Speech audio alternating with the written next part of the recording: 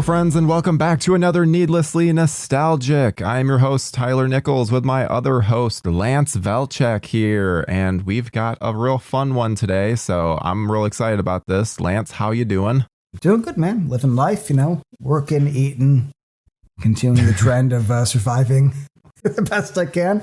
What about you? How's the winter treating you? Oh, not too bad, not too bad. It's been much warmer than you would expect. And plus, I'm treating myself to a beach trip this winter, so I'm not going to be in the cold quite as long as I usually am, thankfully. Do you mind if I ask what beach you're heading to? Going to Tampa. Nice. Yeah, gonna go to the Royal Rumble at the end of January. I think by the time this airs, it will have already happened. And yeah, I'm very, very excited about that. I'm a big wrestling guy. I went to SummerSlam this year because it was in Detroit. And so once my favorite wrestler came back, CM Punk, I was like, yep, I have to go. So my mom and I are going. Pretty pumped about it. WWF, right? That's a Royal Rumble. Sure. WWF, the World Wildlife Foundation. Yes. The panda people. Well, I'm pro panda, so if we're putting pandas in a ring to fight, I think I am all there. Well, it's good, man. I love Tampa. If you get a chance, go to Ybor if you've never been. I always find that to be a fun little party town that has like a New Orleans vibe. Plus, there's a lot of wild chickens, and that's cool. I hate New Orleans. We won't get into that now. Okay, fair enough. All right, well, Jason, part 6, huh? Yeah, I have very fond memories of watching this late night on AMC because every Friday the 13th, AMC would show some Friday the 13th. Not all of them. They would usually just show... It would be like 1, 4, and 6 on repeat. Yeah. Sometimes 7. 7 would get thrown into because especially during that era, 7 was very much a like one of the well-liked films in the series. But I think nowadays they play all of them. Like every Friday the 13th, they just play. They start at the first film and then just play through and play a bunch of them. They might skip here or there. Like Jason Goes to Hell, I don't think gets played, but. No, you're right. Back in the day, I think it was the Sci-Fi Channel. And what I mean by that is SCI-FI, when it was that. They would do like the whole thing, like 1 through 10, or if I'm correct, maybe even USA. I don't remember. But yeah, no, this is definitely one of the ones I saw the most because I felt like it was definitely played a lot more. Yeah, I would agree. But before we even start diving into the movie, you have a complicated relationship with the music of this era. So what are your thoughts on Alice Cooper's The Man Behind the Mask? It ain't my kind of music. It never has been, never will. I respect Alice Cooper. I think the guy's done, a lot for his genre. But if we're going to talk about that song specifically, I think it's a little lame. But it's not my thing. It's never been my thing. I've always said this, dude. Anytime I ever go to a horror convention, everybody's in leather jackets and their fucking metal t-shirts and all this and chains. I got like a Hawaiian t-shirt. And I'm just like, does anybody like the Temptations? Anybody like funk? So it's like, it ain't my thing. But this movie, I don't think has any sort of, I don't feel it's overly in there. I mean, there might only be a couple songs. It's basically Manfredini. So whatever. Yeah. I'm sure. And he did like a music video for this too, right? Mr. Alice Cooper. Yeah. So it makes somebody's head happy. And who am I? To be fair, I originally had this at the end of the discussion because it comes up in the end credits. But then it's like, I feel like this is something I want to talk about right at the onset. Not my song at all. Alice Cooper's a guy I respect, but he ain't my bag. Oh, shame. That's a shame. I love me some Alice Cooper. I was going to say, remember in Freddy's Dead, he's in it. But Freddy's Dead actually ends with Iggy Pop, and I'm more of an Iggy Pop guy than I am a Alice Cooper fan. So that's kind of where I put myself in that spectrum. Shame. Especially because I think it stands next to Dawkins' Dream Warriors. Oh my God. As one of the best horror anthems. I say that unironic. I love Dream Warriors. I do too, but I'm guessing you know where I'm going to go with my thoughts on the song. Hey, I'm saying I love Dream Warriors, the song. Oh, I thought you were talking about the movie. No. Both. The Dawkins song is dog shit. Pardon my French. But again, not my thing. No, I'm not going to be nice about that. Fuck Dawkins. I'll support Alice Cooper. Alice Cooper's like putting in work. Dawkins just sort of like one of those, I don't know, hair metal bands. The thing I love about Alice Cooper is that he essentially decided that rock has so many heroes that he doesn't need to be another hero. He can be a villain.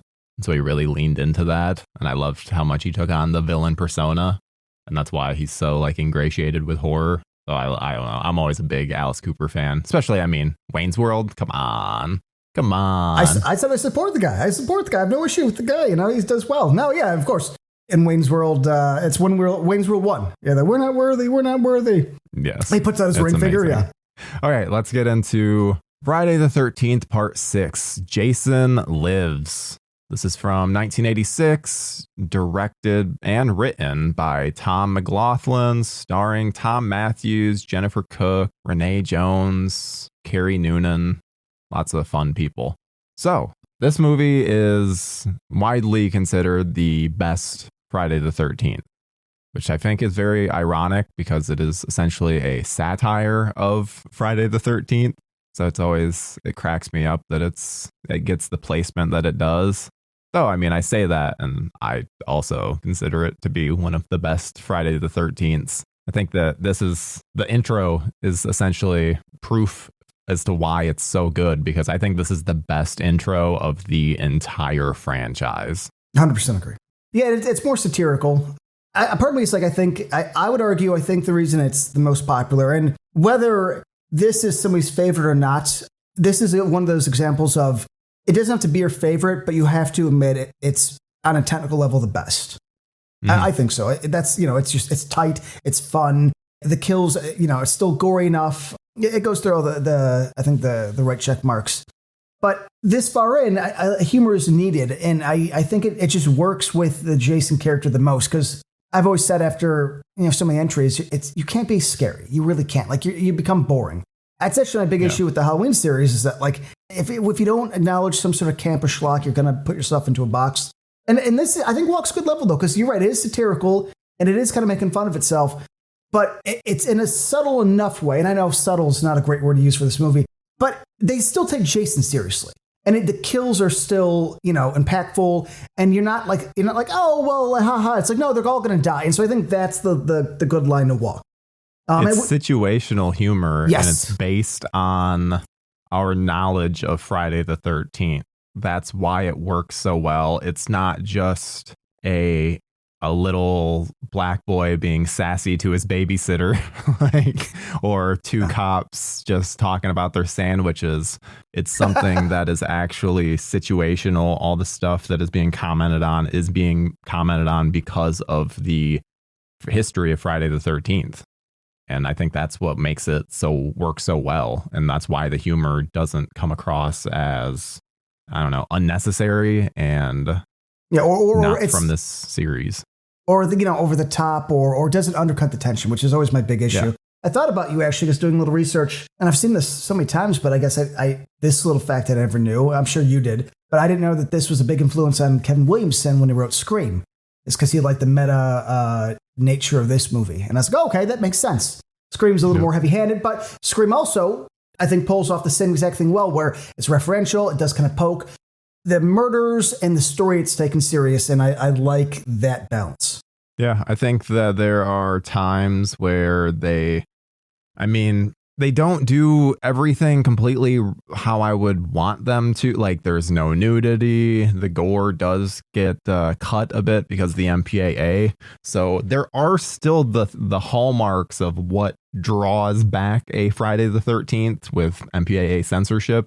But it's all of the stuff that it gets right that just it excels it and puts it so much further above the other films, because I have so many notes just on the intro because the intro is just incredible. The gothic aesthetic, where I have actually a version of this movie that I made myself that it happened after the Mad Max Fury Road had released and they did the black and white version. I was like, ooh, Jason Lives is so gothic. I feel like black and white, it would look amazing. Yes, I threw out a black and white filter on it, exported that, watched it. It is a phenomenal experience all the way through because it's so well shot and on a technical level. Because, I would not want to see many other films in this franchise in black and white because they're not good technically. So then black and white really needs contrast and just, someone that knows what they're doing when they're actually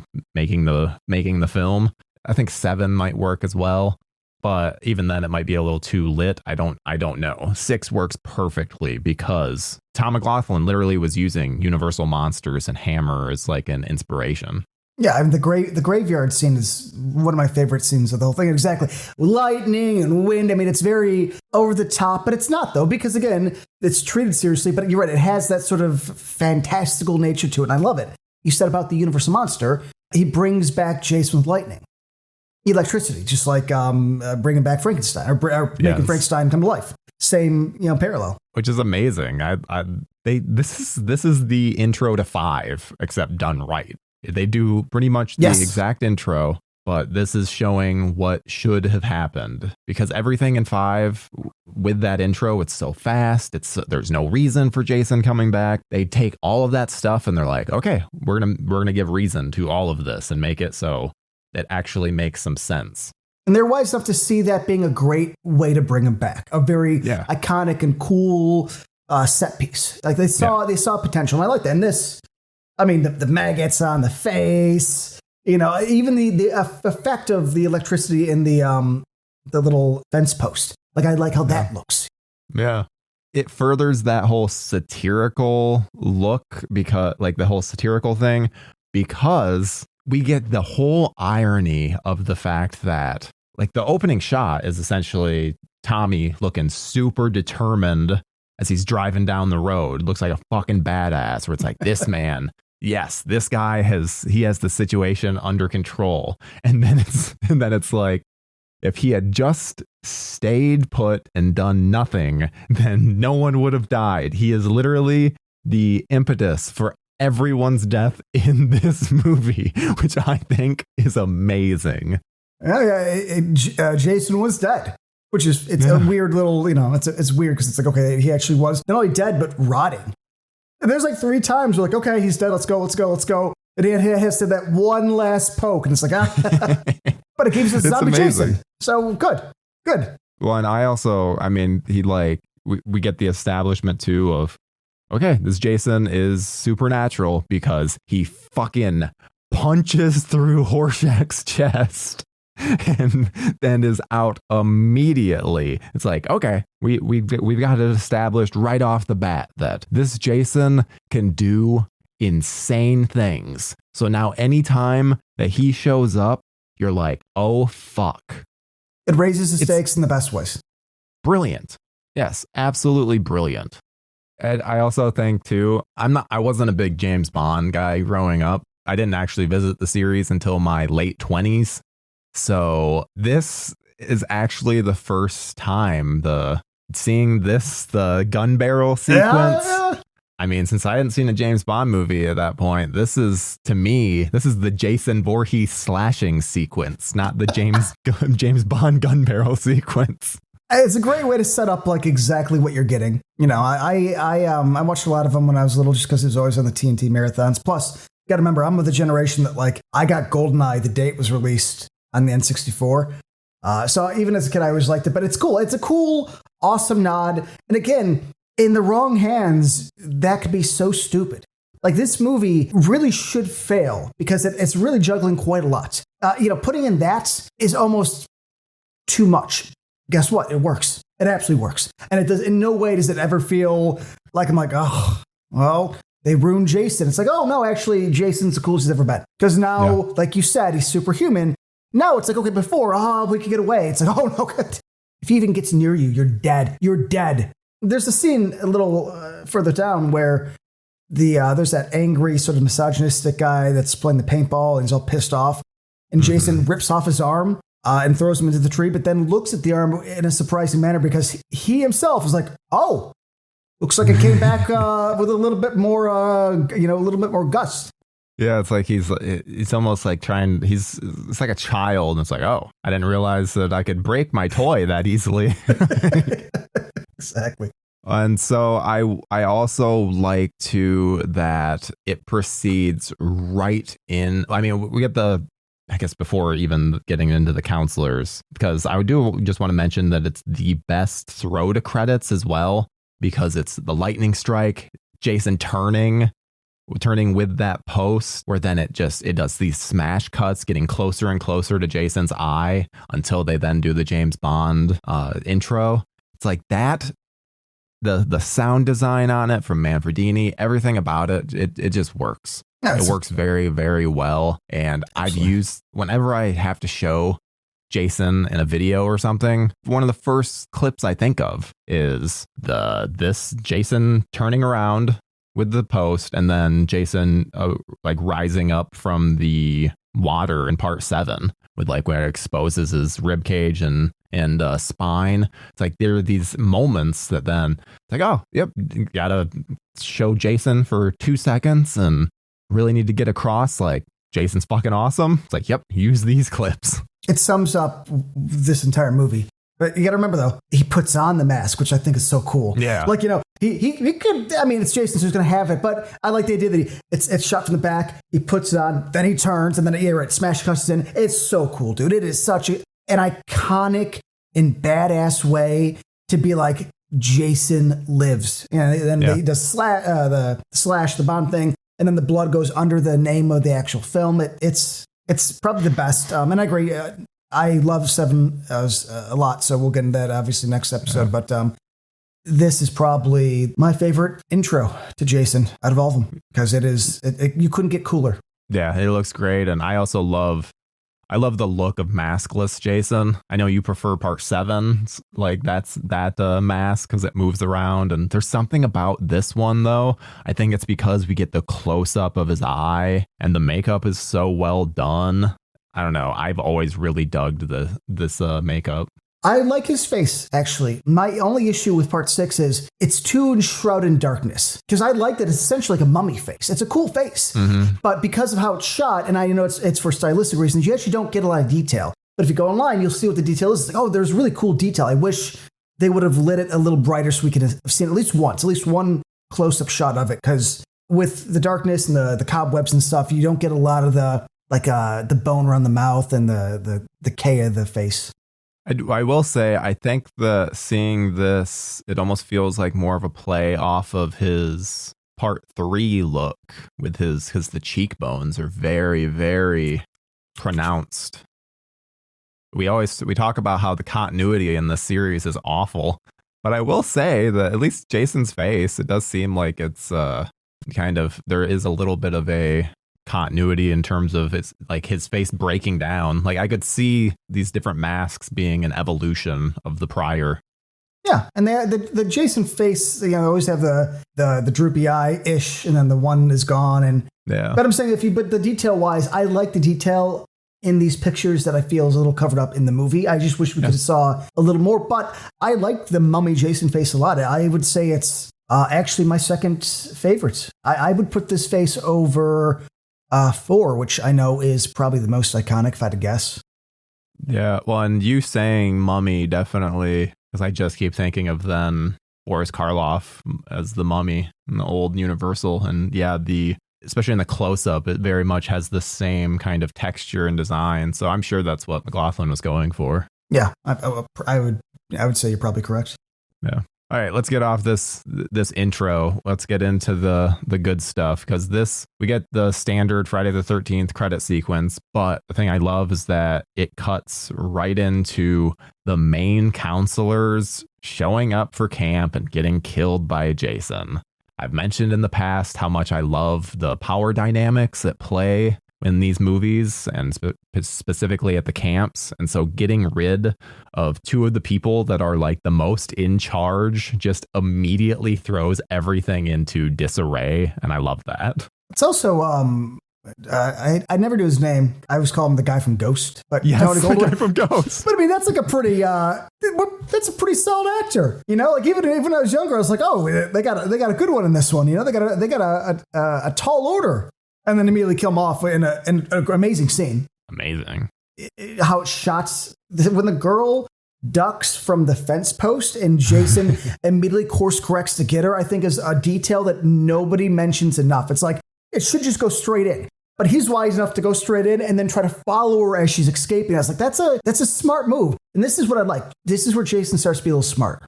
And I've always thought and said, I don't need Jason to be handy capable. But I don't need him to be. I don't need to be. He doesn't be tricked by some chick in a sweater. I want this Jason to be like actively like, no. I'm back from the dead. I'm stronger. I'm smarter, and I don't need to run. Yeah, I would agree. Though I will say that I think that there's something with like the post through the windshield.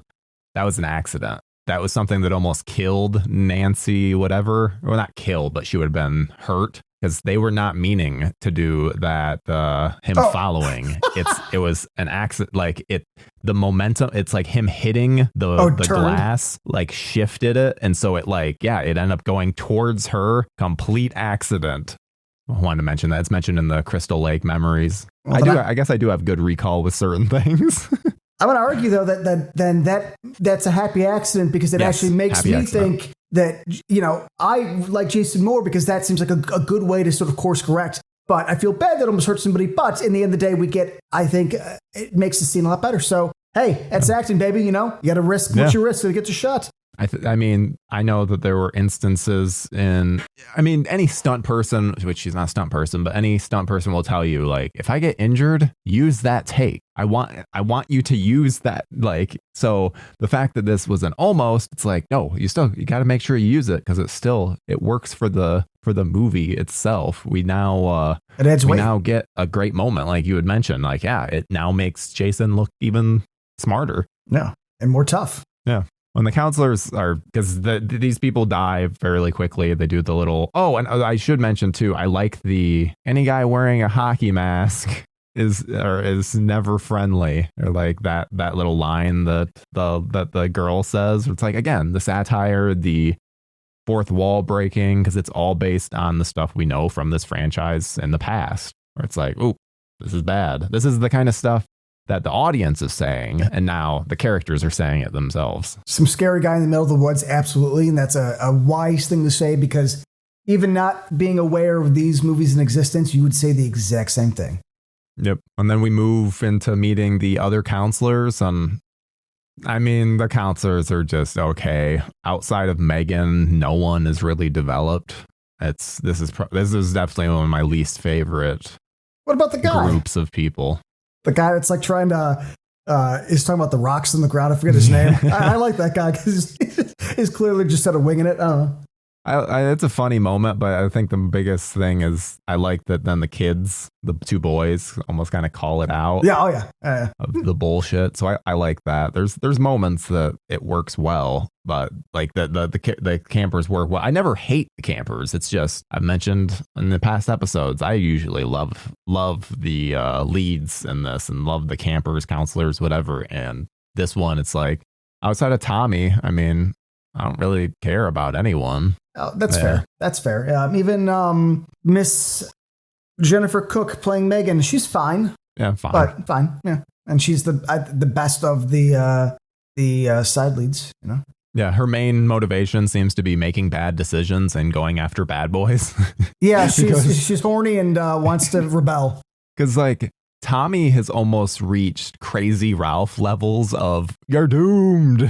He is just nothing but like just dread and you gotta do this. He is the Crazy Ralph for the film. I will say a small thing is and I like what's his name? Tom Matthews. There are a couple times in this movie where I'm like, dude, if you just took it down a notch or two, you might be able to actually accomplish what you're trying to do. I feel like he self-sabotages like 3 times because he's on fucking 10. It's like, dude, it's like Rambo. It's like, just drive out of this town for like an hour, then come back. Like he turns right. It's like, dude, you're just going to shoot yourself in the foot. What are you doing? He comes in just screaming and wailing around. But you're right, though. And that's a good representation that I never really put together. He is more Crazy Ralph. 100%. Yeah, which I enjoy. He even like leads the police on a little chase to the graveyard. Yeah, I love that there's multiple car chases in this movie. Yeah, very random. You wouldn't expect that. There's even the big motorhome accident, or it's like, what is with Tom McLaughlin and like vehicles? Vehicles aren't usually a thing in this franchise. Switching up, that's what I like. Part 6 has to add a little more action, and I'm all here for it because we've seen the same thing. So let's boost what makes this fun. And I've never read the script, but do you think that it was actually scripted as wherever the red dot goes. You bang. I'm going to say this. I've always hated that line because the guy looks so dorky saying it. And the fucking thing is like 20 pounds. It has to be, right? It has to be. Because that's such a specific line read that it has to be written that way. I can't see, I mean, maybe just because I'm a cynic, but if I was the director, I'd have been like, no, say it the right way. Yeah, so wherever the red dot goes, you dead. Like, you bang. Or it's like, what? Just say you're dead. It works better. Like, you bang sounds it's lazy. More iconic of the you bang. I know. I'm the only one that doesn't like that line. I think it's lame. No, I think it's lame too, but it does crack me up. Well, I feel like it's iconic, so and not in an ironic way. So I'm glad to hear somebody else is on my side. I've never liked it. I never liked the look of that stupid giant laser. Oh, it looks terrible. It doesn't match. And It's like a rifle. It's a rifle laser that they just put on a handgun, huge revolver, which, everything about it. Or it's like, what? And he has terrible trigger discipline. I'm pretty sure he has his hand like on the trigger as he's pointed at people's heads, which I think that's something that we didn't like, I don't know, as a society get better about until gun safety became such a big thing in like the 2000s. But training actors, yes, we didn't do that back in the day. Yeah. Yeah. Well, but also even audience. I think audiences also became savvy to like, wait a minute, this person's supposed to be trained, yet their finger is on the trigger. What? That doesn't make any sense. That kind of stuff. Pointing the gun at people all the time for non, for like misdemeanors. You stole that candy bar. Get down on the ground. Finger right on that trigger. Yeah. So I think the next scene is the paintball scene, which works for me in every single way. There are so many ways that this would be dumb and not work. But I think that the tone is absolutely perfect with like the dorky guy slinking around, the one angry guy that clearly got taken out by a woman where he's clearly sexist. And he's like, you're so mad about that. The like dead bandanas. Oh, it's all perfect. This is something that as Jason as a character, I think could pull off more so than other, iconic horror villains, is that Jason looks cool in the day. Yes. And I like the look, maybe it's just because it's clearly like fall and maybe it's a Georgia forest or I don't know, maybe it's the camera, but this to me has a look that I really, really like. And I didn't actually realize this until maybe a few years ago, that this is not CJ Graham, it's another dude. And they fired. I was like, because he's fat. I'm like, he's not fat at all. Okay, so I will say, I think that it's partly a different person. There are multiple instances where like he looks fat. Like I know when he gets actually shot, I would say that's fat, like fat Jason. I mean, okay, fat. I want to put that in quotes because I mean, it's like, okay, I guess. I don't know. I think he's fat. Very much like more rotund. There's then like a scene because I think CJ Graham does take over in the scene at a certain point, especially once he chop the triple head chop and then starts pursuing the nerdy guy. I think that's CJ Graham. He doesn't have he has more of a I guess a V shape is what I say is versus like, you know what I mean? Where his shoulders actually go out. You can actually see a little bit more of like muscle to him. The other guy, I think it's more the opposite. You can actually see a little bit of like pudge out. I can't say, I don't know, man. Nothing about this looks fat. It's funny that I was calling like, was it bitch tits Jason is what I was reading? Yes, bitch. Yes. So you can, if this was a video podcast, I would be showing all the instances where he is a fat boy and show his bitch tits. Because I don't even have the movie pulled up, and I know I can like picture the shots of, especially it's when he gets shot by the actual paintball is one of the major instances where it's like, ooh, that's fat Jason. Either way. But the tie it back. It's an awesome scene. I love the kills and I love Jason in daylight, and they still do it. Obviously, it's probably because of screens, but I love that you don't see the eyes. I love that this is, black-eyed, soulless monster Jason. And, even in bright daylight, he's still intimidating. That means a lot. Do we not see his eyes at all during the paintball scene? Oh, so you get your black eyes, but then I get my get my eyes during other scenes in the movie, like the opening. We still get his eye. Yeah, I mean, when they zoom in, but now this is the first one where I think they purposely do it so like most scenes it's just complete darkness. Because I always think of 6 and 7 as 6, 7, 8 are the ones that really like hammer that home, where it's like there's nothing behind that mask.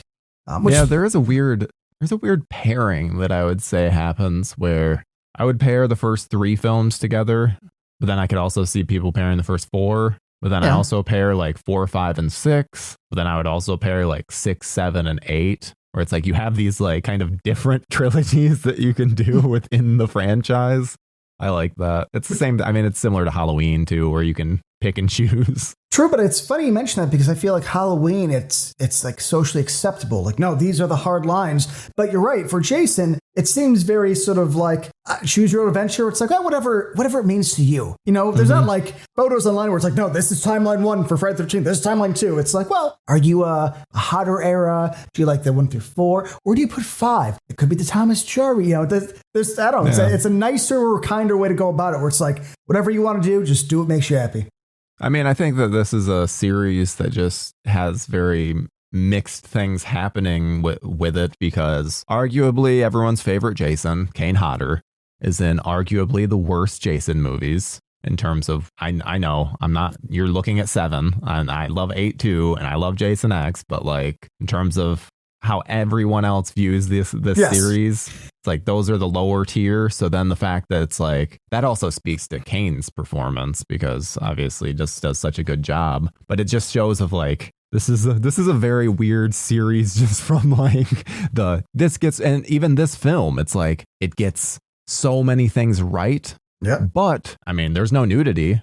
It's a very essential element to a Friday the 13th. Yet this does not have it. No, but because it does everything else right. And like you said, it's the ingredients. And I want to mention real quick that I always think about, because I know everybody else disagrees with me and they hate the Kane Hodder era, but they love Kane. It reminds me of the Pierce Brosnan era of Bond, where it's like he was a great Bond and probably arguably like some of the worst entries. So I always kind of think of that. It's like, okay, I definitely get it. But this reset expectations in a way that, I don't know. I'm happy where it went, but I definitely, it's cool to me that there is almost a common agreement that the 6th entry in a series is the best. I find that to be really cool because that's almost unheard of. Actually, let me stop being so nice about it. It is unheard of. It is statistically impossible for the 6th entry to be the best one. And yet here we are. No, I'm sure there's some Puritans who'd be like, wow, 4 is the best. 6 is better. Love 4, but 6 is better. Only thing I can think of recently would be Saw X. Oh, would you put Saw X as the best? I don't know if I would, but it is almost like it's up there. It might be the best in terms of So it's like, and I've seen the consensus is number 2, like it's the best since the original. I could still see it, Okay. supplanting it one day. It's the same thing with, I'm sure that there's purists out there the original always gets it's the same reason that Friday the 13th gets so much praise, like the original one, even though it's, as we've talked about, not that great. Yeah, I'm never in that group. I'm like, nah, man, bring me Hockey Mask Jason all day, every day. Yeah. And so after the paintball scene, we get your little the counselor guy and the moving around the rocks. I mentioned this because this is the beginning of the little, like the boys making these smart ass comments, and it's like it's a through line, and it works so well. And he just says, if this isn't as exciting as it gets, then we're in trouble, dude. Well, and we've already seen all these deaths. So it's like, come on, you shouldn't have said that. You're going to die now, you dummy. Which obviously he doesn't, but still. No, and there's a lot of charm here. Even if they're not the best counselors, I do think how they handle them, being a little like kind of self-referential and goofy helps. Yeah, them playing, the girls playing Camp Blood and even cards, mentioning Jason by name. Yeah, that's something that I'm glad continues even a little. Like, he needs to be a legend. And the early movies, they hammered that home more. That's my big issue, I think. Not a big issue, but I wish it was a little harder hit. But yes, I like that there's a game now of it, That's not really a a massive thing. It'll get mentioned in like that urban legend way of someone being like in part 2, by the campfire. Perfect. But also it's then Ted comes out and scares them with a mask. So it's like, it's very clearly like them doing it like just to set up this prank. So it's not then just saying it to say it. So I like that then because even in part 5, the only real mention of Jason is those police and them being like, Jason's dead. It's not Jason. So then the fact that we have these characters that are then like, they're mentioning Jason, they're mentioning like the people he'll kill, the things, how to escape him, how to win the game. I like it. It's, again, all satirical and all works well. And you brought up something I actually just want to touch on briefly. You know, a lot of people didn't like 5 when it came out, and I was probably one of them, though I've come around a lot. But I've always said this, especially even if I see a band, I don't like when bands ignore an album. Even if I don't like the album, it's like there are people that do. I don't respect that. To me, it's like, if you made it, stick by it, you know? And I like that in the beginning, they do mention the hospital, the straitjacket, the sheriff's mention lying about Jason being incinerated. 5, this is almost a retcon of 5 in a way that they don't like the idea that they did 5. So this is like, no, Jason lives, he's back, we're all good. But they don't pretend 5 didn't exist. 5 is still theoretically canon, and I like that. That's just a small detail that's like, hey, if you like 5, you're not being ignored. And they did it well enough where it's like, it's enough reference to make sense, and we're not going to hammer home and bring characters back. And I think that's because they wanted to move away from it, but I like it. So and this is very clearly, despite the recasting, this is very clearly the same Tommy from part 5. Yeah, it's crazier. Just more crazy Ralph, like you said. Which, I mean, makes sense. He had that ending. We don't know what happened at the end of part 5, but clearly something happened. And then at the beginning of part 6, he has to escape from this asylum with his buddy Horshack. So that immediately right there I like that connection. Because like you had said, this is one thing that's so great about this time period is like whatever dumb, crazy thing the prior writers had left them off, the next people have to then just pick it up and like, okay, I guess this is where we're starting from. Yeah, no timeline reboots, which again, I'm not saying I don't like a timeline reboot. I that is fun in a way, even though now so many years into these, they don't really work out, aka the new Halloween. But I've always loved it. I love it because it's like, okay, here's the starting point. This weird ass fucking, overly complicated plot line of these characters. And then that guy's just going to take it and run with it in a weird direction. And that director of the next ones have to take it, 7 starts off from 6. 6 theoretically connects to 5. 5 takes place after 4. And they're all different. It makes for a very loose and messy timeline, but I appreciate the creativity that goes into that. Always have, always will. I mean, I completely agree. So this one, like rewatching these in order just solidifies my love for the series because you just get to notice all of these, I don't know, the small details, which just make it so much better. And I think that as much as, I mean, I've even said it, that this is kind of one of the dumber franchises, but absolutely, I don't know. I think from these last 6 episodes that we've done, proven otherwise, this series can actually be pretty smart at times.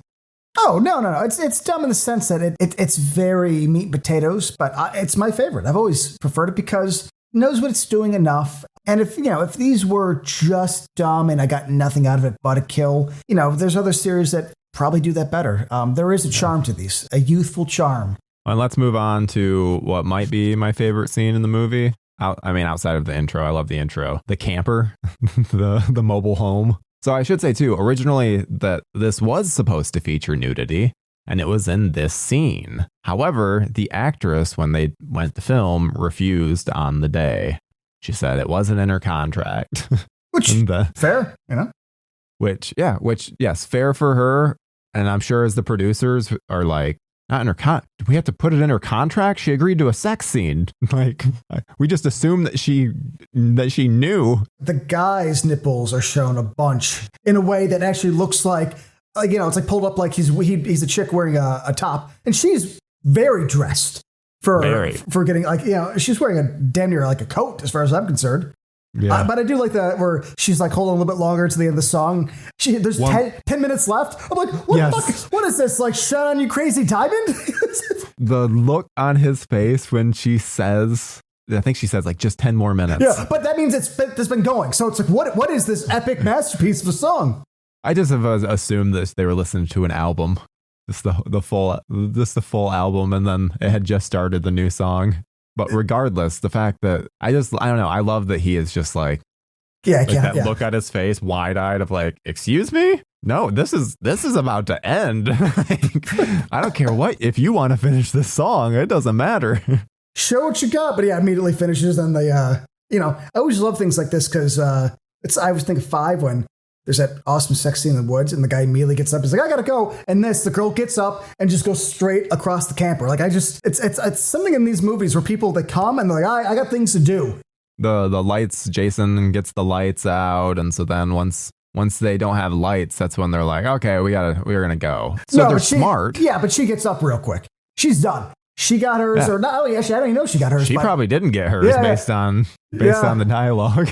But no, to be fair, I think that this is a camp hookup. I don't think that they're doing much cuddling after. Well, I mean, I'm just saying, for God's sakes, come on, buddy, just give the girl a hug. But hey. Yeah. It leads to, I think, one of the better moments, which is they realize something's wrong and they leave. It doesn't happen a lot in movies, but I love when people are like, oh, no, we got to go. Immediately notice that something is wrong, which is perfect. They do everything that you would expect the audience to do. So it works well because then the audience is thinking like this. And then it's like, oh, shit, that person dies. Oh, well, fuck. I guess I would probably die in this situation then. It's one of the reasons I like the Scream series is they try and do that kind of thing, even if they fall into more slasher territory at different points. But real, I don't know. It's real. Yeah, real like that. Yeah. That's funny because watching this, as an adult and as a kid, it's probably altered how I see camping and stuff. I don't know how you do it, but I don't know if I could ever camp like this without a gun. And I don't know if that's a normal thought to have. Because clearly this is a movie, but like movies have altered the way they see things. So it's like, if I'm going to go check out a cord in the middle of the night in the middle of nowhere, I'm going to bring a gun. No, I'm not a gun owner, but I agree with people being able to own a gun for their protection and think that this is the kind of, I think if anything though, this is the kind of scene that proves why I shouldn't have a gun, because I would be that person of like, I'd be out camping and then it's like fucking lose power. And then it's like, oh fuck, got to go out there with my gun. And it's like, oh wait, it was actually the plug just got unplugged from the hitch. And then you safely plug it back in with your gun and go back inside. Here's what I'm looking. What if there's like a wild cougar outside? I don't know, man. No. Too much to go. And again, I'm not saying it's a normal thought. I'm just saying growing up in movies like this have caused me to become more paranoid, thinking like, oh man, that's a risky maneuver. But he's smart. He's smart, and they get back in the car and they speed down because they're like, fuck it, route. And he's completely ignorant to anything going on, and we get that amazing kill of Jason appearing from behind in the bathroom, taking her into the bathroom, and then shoving her face through the metal wall. Yeah, and it makes the indentation. It's cool, man. It's very cool. It's so good. And also not violent. It is violent in terms of the movement, but not in terms like what you're seeing. It's not like there's gore. This can be shown 100% uncut on TV because it's the implication. Like, yeah, her face probably becomes mush, but from being pushed through this metal wall, but we don't see that. So it's implied violence. So it just works well. And I've fought for a long time. I wish all of them were uncut. Don't get me started on the MPA. There's other entries in the series that kind of do these type of kills, and I think it's fine. To me, if you're not going to have a bloody kill, then be creative, because that to me is how you actually can meet me halfway. And that's a great example of, all you see is indentation, but we know that for that to happen, you have to have superhuman strength, and that it's literally going to crush your face. So it works all the same. That with that same mindset, it's why the next kill, despite it cutting away right on impact, it works so well because it's all about the editing choices here, where it's the reaction, the impact of him shoving the knife through the guy's head, which we don't see, but the cut outside the motorhome and the motorhome flipping. That works. Like, that series of events works because despite us not seeing the blood splurt from the stabbing, we're seeing the effect of it.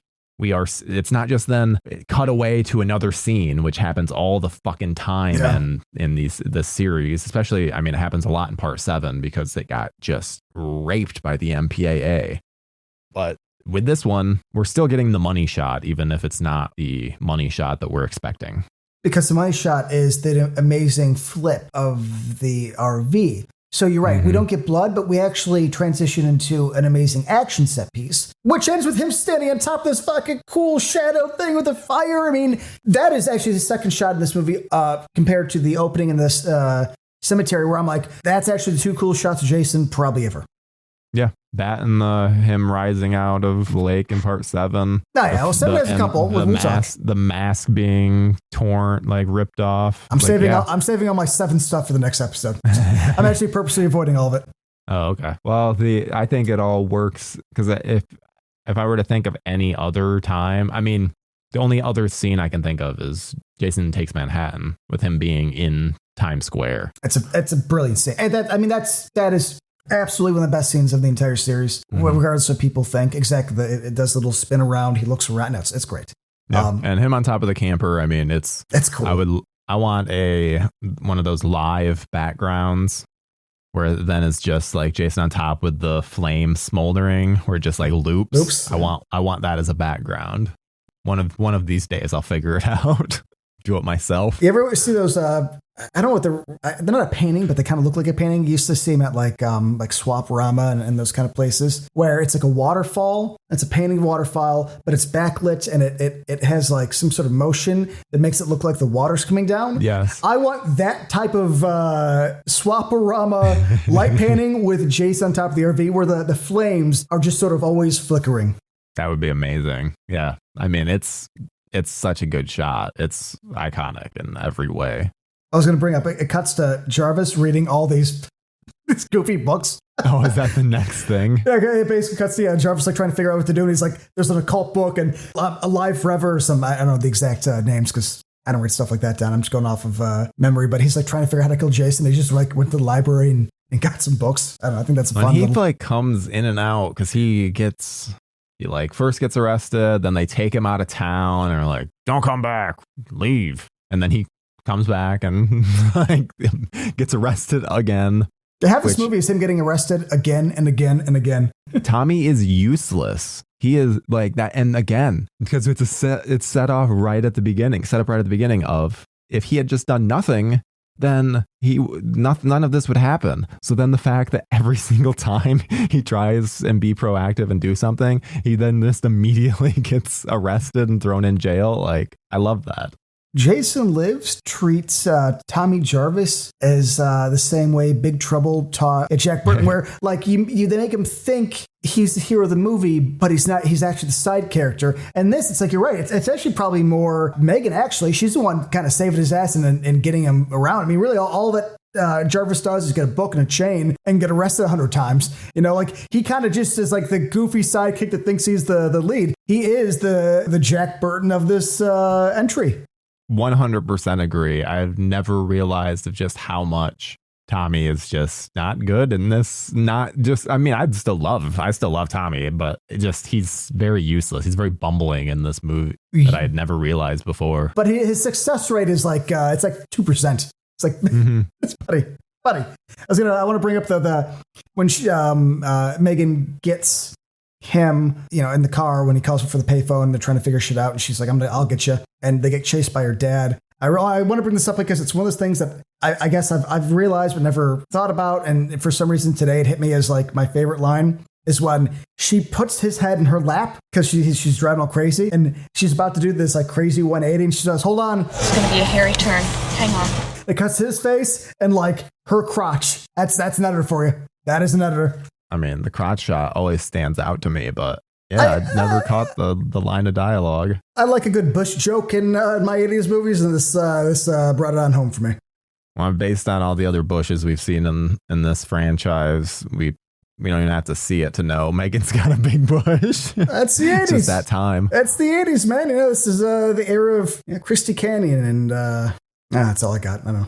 Jason finally arrives at Camp Forest Green because this is not Camp Crystal Lake. and there's finally confirmation that the dorky businessman was murdered, and murdered quite brutally, because the cops find his like arm and leg, and it's a lot. I remember as a kid, there were times where I was like, oh, I think the nerdy guy actually gets away.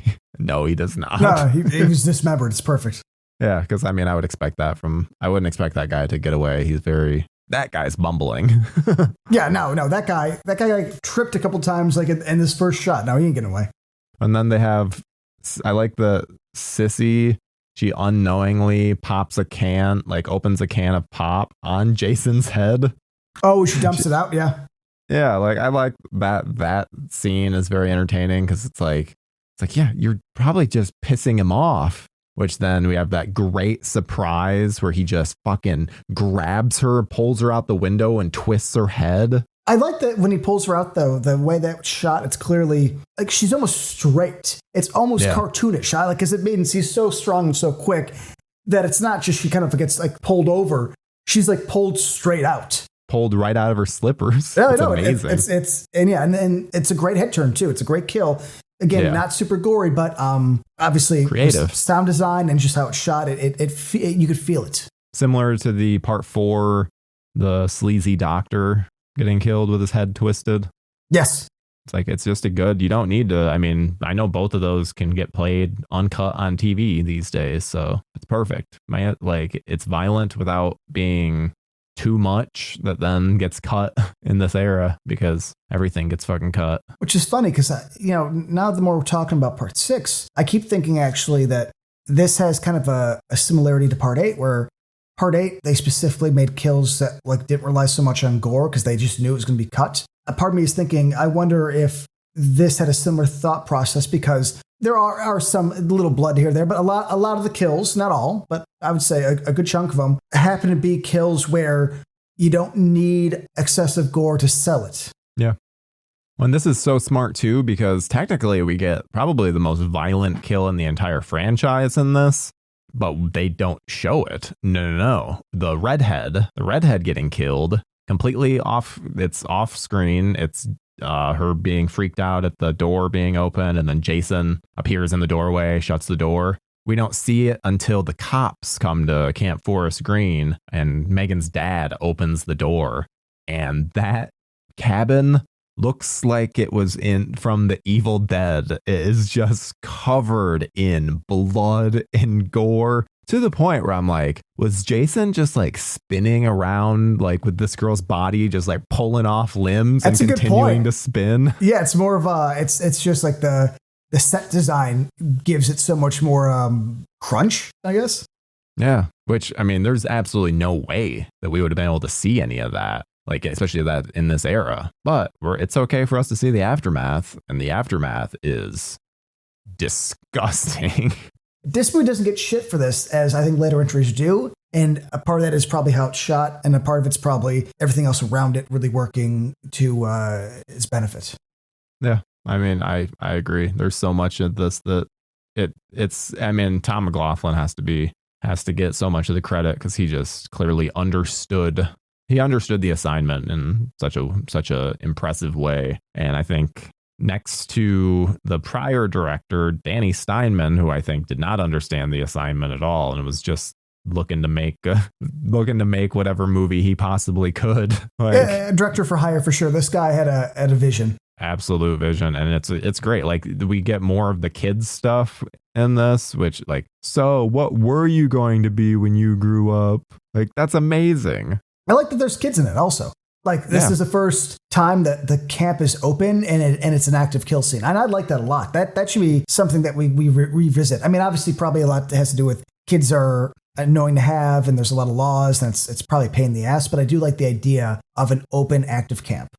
And I think it is story-wise, it's hard. It was hard at a certain point, because they're like, okay, so many people have been killed at these camps. How can we justify kids going here? Like, I get it. But that's why these days it's 100% possibility, because do some kind of reboot, some kind of something to just reset things, where then you can do that, because it works so well in this film. And I want to ask too, how do you interpret Jason leaning down and looking at at that little girl, because it's a moment I love because he immediately is drawn away.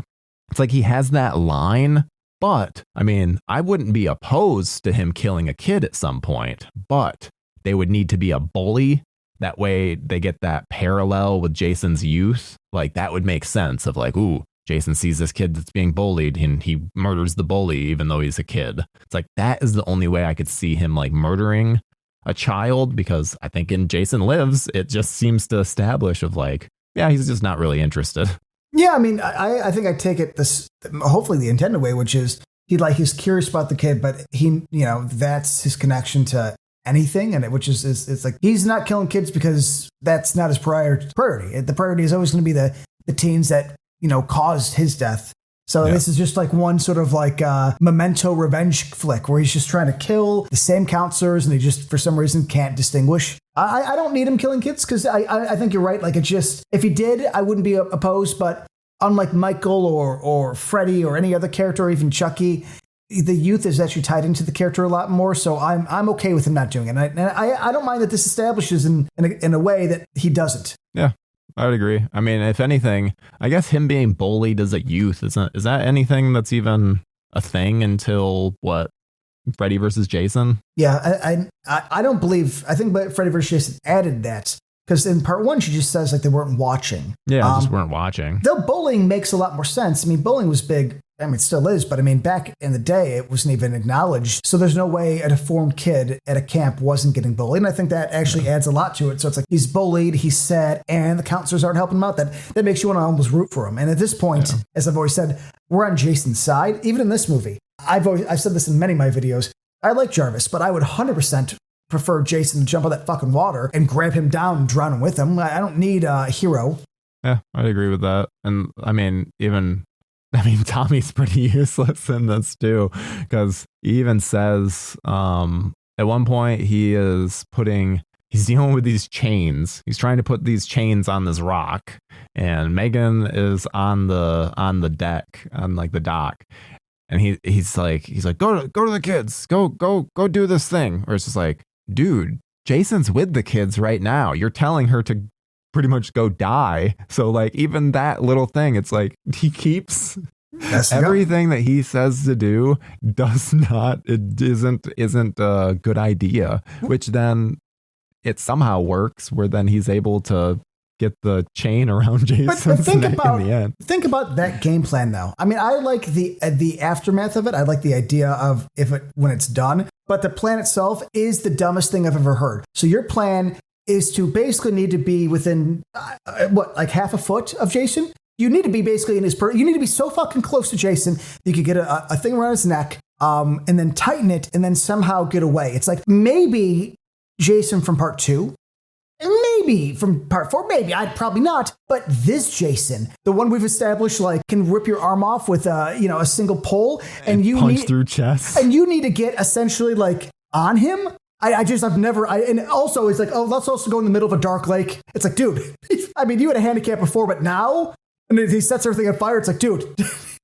But I do like that Jason just walks in that water without even stopping. He's like, nah, he's on a mission. Yeah. And I love that look, and it just it goes under, and all of a sudden he's gone. It shows you like, yeah, bro, not a great plan. Yeah. And not scared of water. No. Not scared of water. No, he was the first one in. Didn't give a shit. So I'll always dislike the Jason doesn't like water. It's like, well, that's because we've seen it. Ronnie is it Ronnie? I know it's YU, whatever. Great director, but he didn't understand Jason. Jason was played by Michael Myers in that movie, so it is what it is. Yeah, I completely agree. And we kind of skipped over it, but I want to mention how worthless the cops are as well. The cops just show up and then they all just get killed in sequential order. The Megan's dad, I mean, I love that death because it's like it really is out of nowhere. It's like he's starting to like beat Jason down, and it seems like, oh crap, he's getting one up on him, and then Jason just grabs him and folds him backwards. Superhuman strength. It's so cool. Again, a kill, not the goriest thing I've ever seen. It's just sound and great effects, but dude, it is so cool because it's snapping his entire back. Can you imagine the pain that guy's in? It's great because he holds his own for a second. It's like, nah, bro, you got too close. You got too close. there's little moments where you expect, it's like, oh, the cops have shown up. They're here to save the day. They immediately get destroyed. Like, love that. And we also get the Jason bursting through the cabin wall. So, or was it the front door? I think it's the cabin wall that he bursts out of. But it continues my trend of Jason bursting through things that he could go around or he makes everything a door. And I gotta appreciate the effort to this sort of show off that this guy does not give a shit. Hence why, Roy doing it in 5 made no sense, because it's like, no, you need a little bit of that superhuman strength, which I would like to bring up just to be an asshole. Also happened in part 4, so I don't like hearing how that's a complete human Jason, because it is not. I could not agree more. And then I like the Jason, it's me you want, remember? Because then it's like Jason's whole shtick is revenge. He killed Alice. He kills all these people because he wants to avenge his mother. So, like, of course he'd have an issue with the guy that chopped him up. So it's like, yep, I understand him leaving others to be like, I'm killing that motherfucker for sure. Like, that's great. But what makes that so cool to me is, as you're right, is it's almost like, I got unfinished business. But also that Jason is kind of like a dog where he's so focused at the moment, he's not consciously thinking of like, oh no, that guy's more important. It's like, oh no, hey, there's a console right in my reach. He's like, hey, he's like, oh, my old friend. Okay, hey, I'll get back to you. It's almost like, I'll be back. I'll come back and get you. I'm gonna go take care of this guy real quick. Yeah, this is the priority right now. That's exactly it. This is the priority. No, it's one of my favorites. It deserves the accolades it gets, and CJ Graham is probably my second favorite Jason. He has a walk, because in this one he doesn't run, he like walks fast. He doesn't hustle, and I really think this establishes, though I will say I think Kane took it and made it a little bit his own and made it better. Mm-hmm. I will give CJ Graham credit for essentially creating the Jason that we all know and love. Like, this is what Jason is, will always be, and that's from this moment forward. Yeah, I'm shocked to hear you say that, because that's all stuff that I would say as well, because CJ Graham is my favorite Jason, so I really love everything that he does in this, and I think there's a big reason why Jason Lives is such a important film to me, and he is a big factor in that, because I love his portrayal of Jason. That's great. It's great. What would your rating for this one be? Out of 4? Yes. 4. Same. Yeah, I mean, 4. it's easy. Yeah, like I couldn't. There's nothing in this that would deduct from me. Even any issues I have, they're so minute. This is one of those that I agree with the masses, and that the people don't agree. Fair enough, but I'm with the majority on this and say that there's a reason that this is as good as it gets, and why people give it credit for, because it's amazing. Yeah, I mean, and I love the fact that I can show this to like my 11-year-old nephew, and it would totally be okay, because there's no nudity nephew. And Americans don't care about violence. So we're all good with that. But all right. So I think that pretty much covers it. Make sure you like, comment, subscribe, follow, leave a review. Let us know what you think of how we're doing this. We appreciate any feedback. Email us at needlesslynostalgic@gmail.com if you have any questions, concerns, whatever. We'd love to hear from you. But Lance, this has been absolutely wonderful. Always love doing these. But I'll tell you right now, I'm most looking forward to our next episode, because I don't know how it's gonna go. Because this is a highly rated one for you. It's not a highly rated one for me. It's my baby. Listen, I get enough shit for this always, so it'll be fine. I love it. It'll be a good time for me. Couldn't agree more. And thank you again for listening, and we will see you guys in the next episode. Goodbye.